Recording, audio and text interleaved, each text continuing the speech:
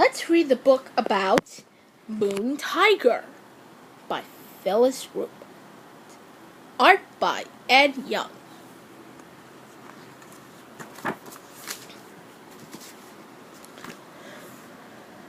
Mom is mad at me again. It's all Michael's fault. Just because I wouldn't read him a story, he went crying to Mom. I tried to tell her I was busy building a house for my tiger, but she wouldn't listen. "Jessica Ellen," she said in a voice she uses when I lose my mittens or don't want to take a bath.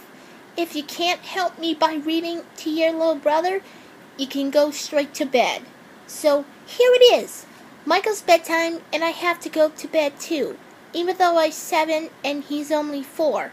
It's all his fault.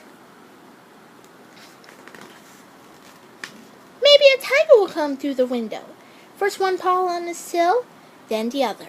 And then his head with its furry ears, a huge tiger, a moon tiger with black stripes and big yellow eyes.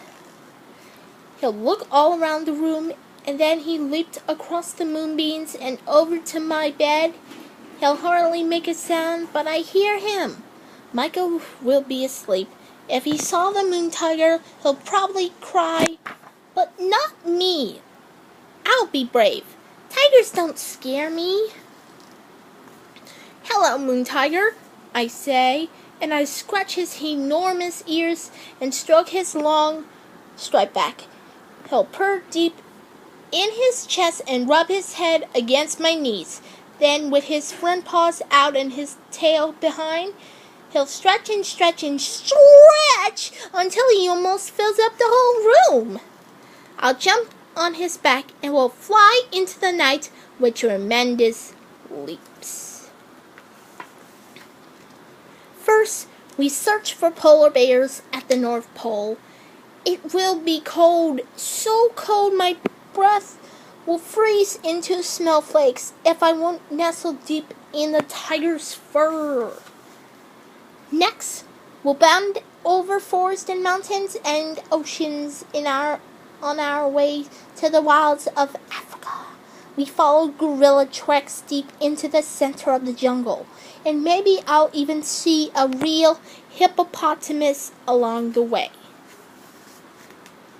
Then maybe, if I get sleepy, I'll tell the moon tiger to take me home. Michael will still be asleep. "That's my little brother," I said, sliding off the tiger's back. "He's such a baby. He cries all the time and gets me in trouble.